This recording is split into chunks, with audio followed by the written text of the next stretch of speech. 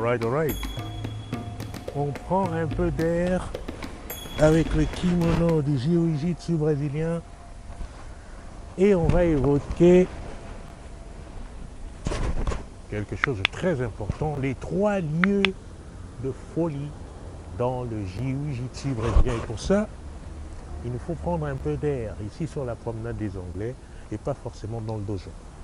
Alors quels sont ces 3 types de folie qui sont complètement imprégnés,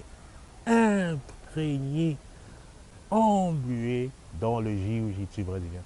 Quels sont ces 3 types de folie? C'est de la folie, la folie. Bonjour, c'est Jean-Serge Moulomba, le spécialiste de tes relations plus épanouies au quotidien. Alors que tu me retrouves ici, par ce moment crépusculaire, ici sur la promenade des Anglais. Attention, ne tourne pas à gauche, ne tourne pas, tu vas donner ton dos, tu vas donner, attention, il ne faut surtout pas donner le dos, il ne faut surtout pas donner le dos.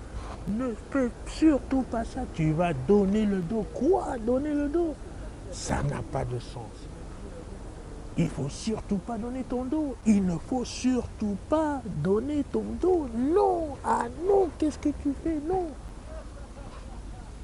Alors voilà le genre de dogme auquel on est habitué dès que l'on démarre la pratique du jiu-jitsu brésilien. Non, tu ne dois pas donner ton dos, au malheur. Mais pourquoi ces telles idées sont si pérennes, si ancrées dans la sphère de l'enseignement du jiu-jitsu brésilien alors qu'elles ne sont pas si valides que ça? Hello. Ah oui, tu commences le jiu-jitsu brésilien, il faut savoir une seule chose, c'est que tu dois savoir ouvrir la garde. Tu dois savoir ouvrir la garde. C'est la première des choses que tu dois savoir faire en jiu-jitsu brésilien, c'est ouvrir la garde. Ah oui, oui, non, tu es débutant, je t'imagine un peu. Ce que tu dois apprendre en premier, c'est ouvrir la garde. Bonjour. Le judo, c'est ça? Non, ça c'est jiu-jitsu brésilien. Jiu-jitsu brésilien? Oui. Ouais, je suis portugais. Voilà.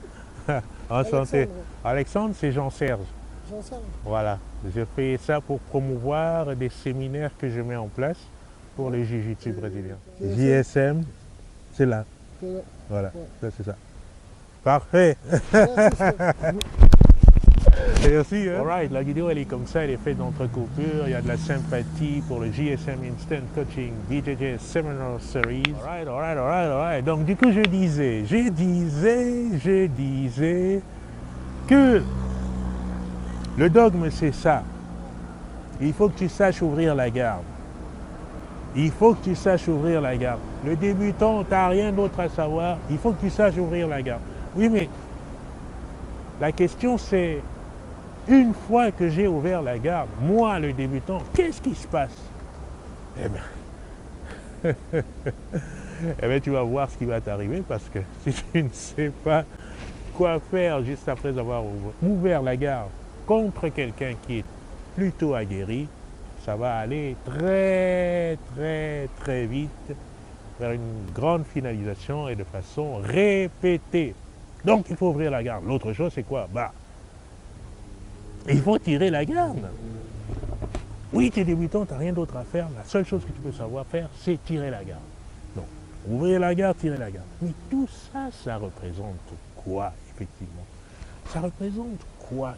Ça vient d'où? Pourquoi ces schémas, ces lieux aussi durs, aussi rigides concernant l'enseignement et la connaissance? Ça tient de quoi?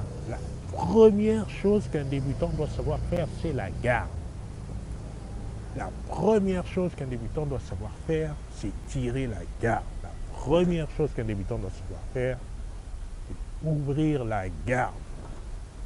Non, ne donne pas ton dos. Non. Alors ça, évidemment, c'est quelques idées que j'énonce ici qui sont parfois les plus répandues, mais il y en a tellement d'autres.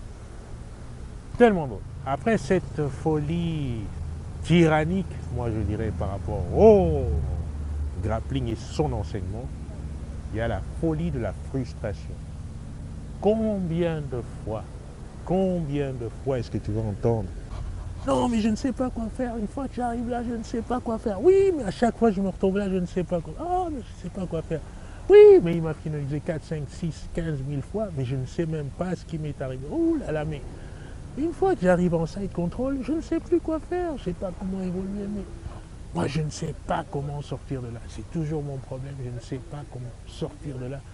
Je ne sais même pas comment me déprêter de cette... À chaque fois que j'arrive dans cette position, c'est vraiment la débandade. Parce que je ne sais pas quoi faire. Je me retrouve là et je ne sais plus comment faire. Je ne sais pas comment évoluer. Ces phrases-là sont si récurrentes. Et encore, je parle de ces phrases-là pour être vraiment soft. Parce que la plupart du temps, bien souvent, on va voir des gens qui sortent du tatami dans un état lamentable et qui ne reviennent plus. Oui, mais le Jiu-Jitsu, c'est pour les gens courageux. C'est pour les gens qui en veulent. C'est pour les gens forts. On n'est pas là pour ceci. On doit bagarrer. C'est pour les... Il faut en vouloir le Jiu-Jitsu. Ouf. Le Jiu-Jitsu, c'est avant tout une affaire de construction de compétences. Des compétences, c'est tout. On te demande d'être de plus en plus compétent un jour après l'autre. Oui, mais si tu ne fais pas de compétition, tu ne seras jamais compétent. Tout. Ça, c'est encore une autre phrase. Si tu ne fais pas de compétition, tu ne seras jamais compétent. Et en ce qui concerne le troisième lieu de folie, c'est le lieu qui nous intéresse tous. Je crois que c'est la folie de la joie. Une fois que tu comprends toute la richesse, toute la perspective de construction que peut t'offrir ce monde du sport du combat via le grappling, il y a une joie qui s'installe dans ton cœur et qui ne fait que grandir jour après jour. Cette joie, elle ne peut être que sereine et de plus en plus complète à certaines conditions, dont les suivantes. 1. Que tu sois dans un environnement complètement safe. 2. Que l'information qui te soit prodiguée soit de la plus rutilante qui soit.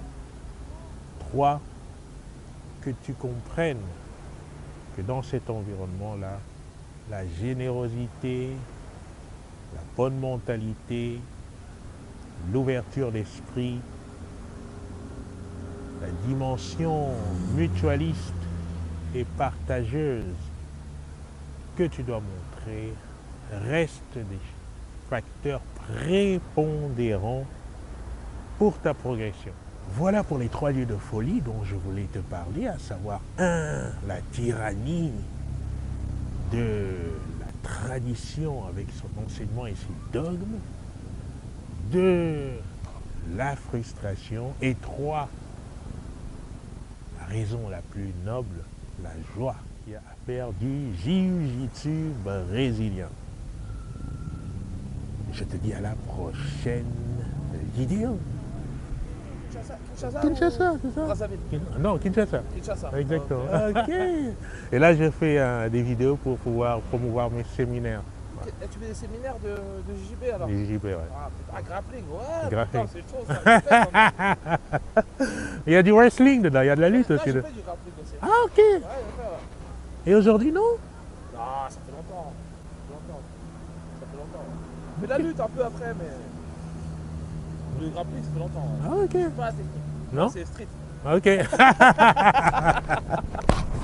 Excellent, excellent. C'est fou comme tu es chaleureux, toi. Ben non, c'est normal. T'inquiète. Moi, je Je voyage fais beaucoup. que des séminaires pour l'instant, j'ai pas de club. J'ai mis en place vraiment des séminaires high level pour en fait vulgariser ça pour tout le monde. Ok. C'est ça ma préoccupation. Ok.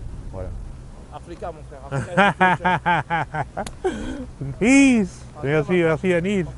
Ok, merci, ciao, ciao.